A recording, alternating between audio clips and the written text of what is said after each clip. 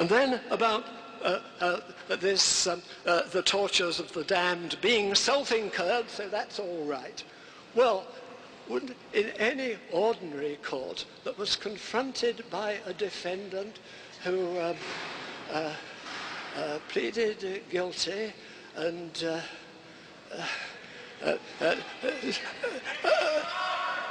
who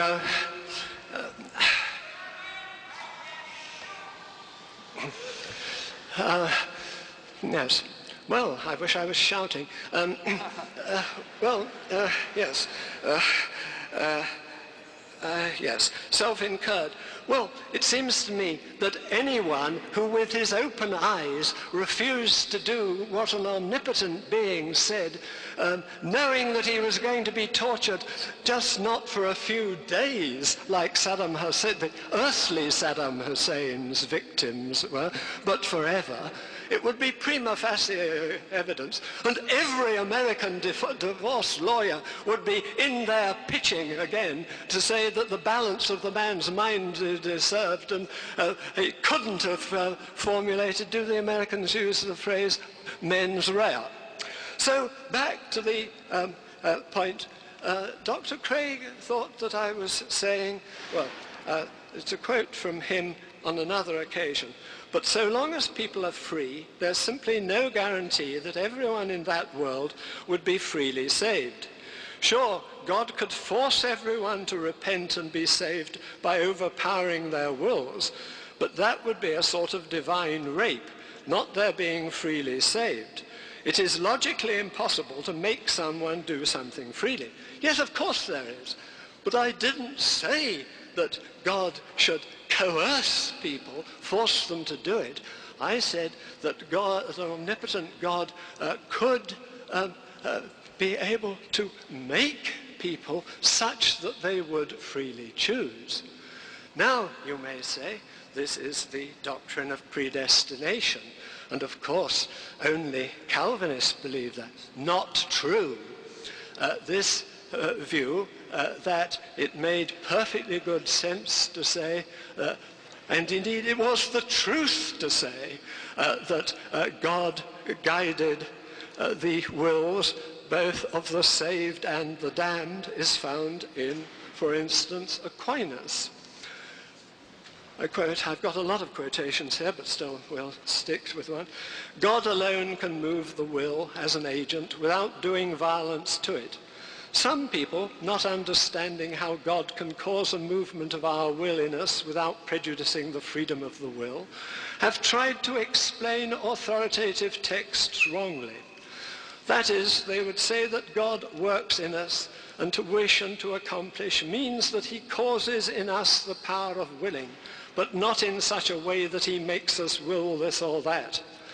These people are, of course, look you, opposed quite plainly by authoritative texts of Holy Writ.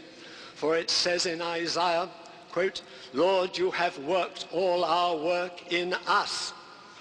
Hence we received from God not only the power of willing, but its employment also. Calvin, of course, and Luther too, maintain substantially the same position. But to his great credit, we need to take special note of Luther's insistence that this total divine control abolishes none of the familiar, humanly crucial differences. Thus, in his De Servo Arbitrio concerning the enslaved will, he wrote, quote, I did not say of compulsion. A man without the Spirit of God does not do evil against his will under pressure, as though he were taken by the scruff of his neck and dragged into it, like a thief or a footpad being dragged off against his will to punishment. But he does it spontaneously and voluntarily. Right? But, again, to his credit, and unlike Aquinas, the reformer was appalled by the so pellucidly perceived implications. And his response was, the highest degree of faith is to believe he is just, though his own will makes us proper subjects for damnation. and seems, in the words of Erasmus, to delight in the torments of poor wretches, and to be a fitter object for hate than for love.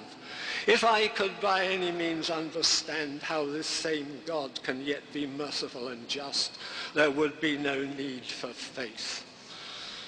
So, Luther addressed himself to the question, why then does he not alter these evil wills in which he moves? He addresses himself to precisely the question that I was raising. Understandably, if unsatisfactory, the person Erasmus who'd raised the question simply gets the answer, it is not for us to inquire into these mysteries, but to adore them. If flesh and blood take offense here and grumble, well, let them grumble. They will achieve nothing. Grumbling will not change God. And however many of the ungodly stumble and depart, the elect will remain. Had we pressed Luther further, he would undoubtedly have referred to a key passage from his favourite epistle, the Epistle to the Romans. Therefore hath he mercy upon whom he will have mercy, and whom he will he hardeneth. Thou wilt say unto me, why doth he yet find fault? For who hath resisted his will? Nay, but, O man, who art thou that repliest against God? Shall the thing formed say to him that formed it, why hast thou made me thus?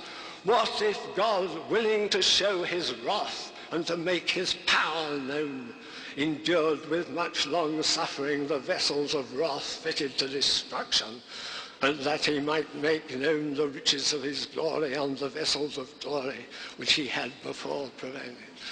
Well, I think that will be a useful thing to have on the record in this discussion, lest we have any more of this suggestion that an omnipotent being could not. There's a logical inconsistency. It's an absurd idea that he could produce people to do exactly what he wanted to do, because here you have biblical authority, the authority of three of the great doctors of the church, Luther, Aquinas, and Calvin.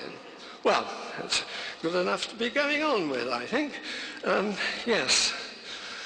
I think that's enough for one. Let me be a little brief for a change in one of these things. I think that's something to think about.